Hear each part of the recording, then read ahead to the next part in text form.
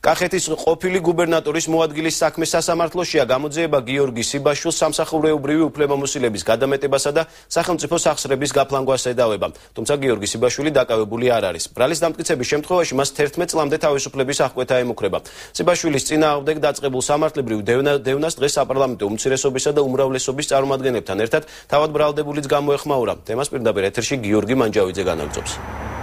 ფინანსთა სამინისტროს საგამოძიებო სამსახურის ინფორმაციით გამოძიება სისხლის სამართლის კოდექსის 332 და 333 მუხლების პირველი და ასევე 192 მუხლის მეორე და მესამე ნაწილით მიმდინარეობს.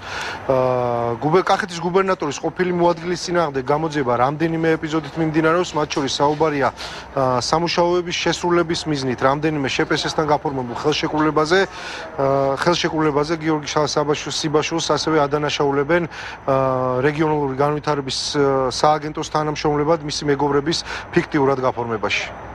გამოძიების ამ ეტაპზე ასევე დადგენილია, რომ სიბაშვილის დავალებით გრემელაშვილმა კახეთის რეგიონული ტურიზმის განვითარებისთვის აუცილებელი სასაჩუქრე ნივთებისა და ატრიბუტიკის შესყიდვის მიზნით ერთ-ერთ შეპესესთან 208.207 ლარის ღირებულების ხელშეკრულება გააფორმა.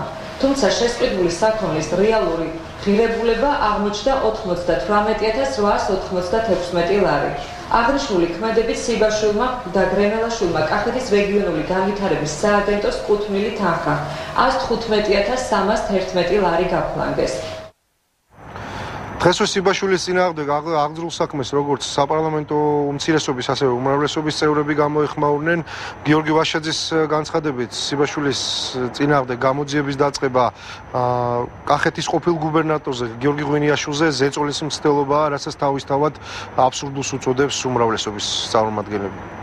სიბაშვილი იყო მისი პირველი მოადგილე, შესაბამისად მათ უნდათ ეს გამოიყენონ ზეწოლისთვის, რომ ის ხრახმა, რომელიც აკლიათ საკონსტიტუციო ცვლილებებისთვის, რამენაირად გამოსტყუონ ადამიანებს და რამენაირად, ასე ვთქვათ, მიიღონ ის საკონსტიტუციო ცვლილებები, რომელიც ესე ძალიან უნდათ უმრავლესობას. ჩვენ დავაკავეთ სიბაშვილი, იმიტომ რომ სიბაშვილი აიძულოთ, რომ იცეს ჩვენები ღვინიაშვილს.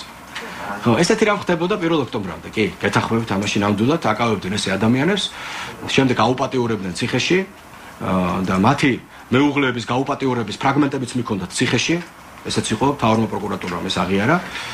თქვენ ეთყობა ფიქრობთ, რომ თქვენს წინ ახლა ზის ღვინიაშვილი ან ყუბლაშვილი, არა და მეც აგარეიშვილი ვარ. და ესეთ რაღაცას ჩვენ არ ვიკადრებთ, ეს არის გამორიცხული. გიორგი სიბაშვილი ამ დროისთვის დაკავებული არ არის, ის ამ ეტაპზე მხოლოდ ბრალდებულის სახით სისხლის სამართლის პასუხისგებაშია მიცემული, როგორც კახეთის გუბერნატორის ყოფილი პირველი მოადგილე აცხადებს, ის მზად არის გამოძიებასთან სათანამშრომლოდ და მზად არის მის მიერ წაყენებულ ყველა ბრალდების საპასუხოდ გამოძიებას მისი გამომართლებლის, მისი სიმართლის დამამტკიცებელი დოკუმენტაცია წარუდგინოს. მადლობა, ეს გიორგი მანჯავიძე იყო.